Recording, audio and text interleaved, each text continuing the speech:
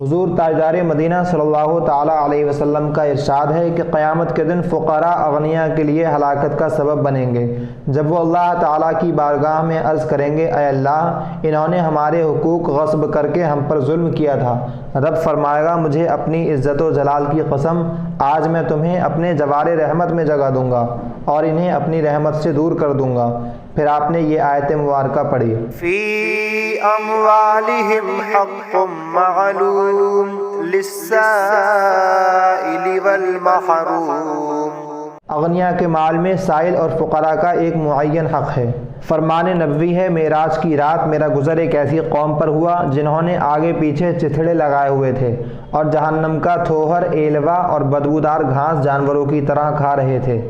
میں نے پوچھا، جبرائیل، یہ کون لوگ ہیں؟ جبرائیل نے عرض کی، حضور، یہ وہ لوگ ہیں جو اپنے مال کا صدقہ زکوٰۃ نہیں دیتے تھے۔ اللہ تعالیٰ نے نہیں بلکہ انہوں نے خود ہی اپنے آپ پر ظلم کیا۔ تابعین رضی اللہ عنہم کی ایک جماعت حضرت ابی سنان رضی اللہ تعالیٰ عنہ کی زیارت کے لیے آئی۔ جب ان لوگوں کو وہاں بیٹھے کچھ دیر ہو گئی تو جناب ابی سنان رضی اللہ تعالیٰ عنہ نے کہا، ہمارا ایک ہمسایہ فوت ہو گیا ہے، چلو تعزیت کے لیے اس کے بھائی کے پاس چلیں۔ محمد بن یوسف الفریابی کہتے ہیں، ہم آپ کے ساتھ روانہ ہو گئے اور اس کے بھائی کے پاس پہنچے تو دیکھا وہ آہو بکا کر رہا تھا۔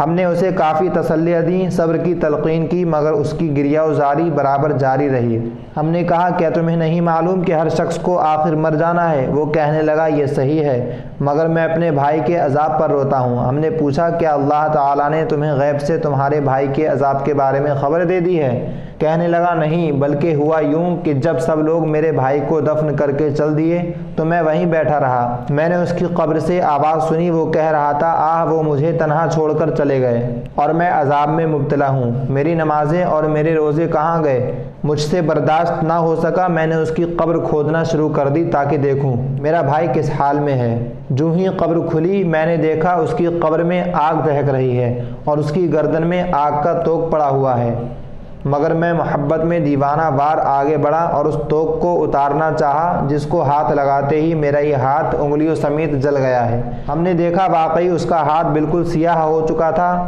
اس نے سلسلہ کلام جاری رکھتے ہوئے کہا، میں نے اس کی قبر پر مٹی ڈالی اور واپس لوٹ آیا۔ اب اگر میں نہ روؤں تو اور کون روئے گا؟ ہم نے پوچھا، تیرے بھائی کا کوئی ایسا عمل بھی تھا جس کے باعث اسے یہ سزا ملی؟ اس نے کہا، وہ اپنے مال کی زکوٰۃ نہیں دیتا تھا۔ ہم بے ساختہ پکار اٹھے کہ یہ اس فرمان الہی کی تصدیق ہے۔ اللہ تبارک و تعالیٰ نے قرآن پاک میں ارشاد فرمایا ہے، وَلَا يَحْسَبَنَّ الَّذِينَ يَبْخَلُونَ بِمَا آتَاهُمُ اللَّهُ مِنْ فَضْلِهِ هُوَ خَيْرًا لَهُمْ بل هو شر لهم سيطوقون ما بخلوا به يوم القيامة۔ اور جو لوگ ہمارے فضل سے عطا کردہ مال میں بخل کرتے ہیں وہ اسے اپنے لیے بہتر نہ سمجھیں، بلکہ یہ ان کے لیے مصیبت ہے۔ عنقریب قیامت کے دن انہیں طوق پہنایا جائے گا۔ تیرے بھائی کو قیامت سے پہلے ہی عذاب دے دیا گیا۔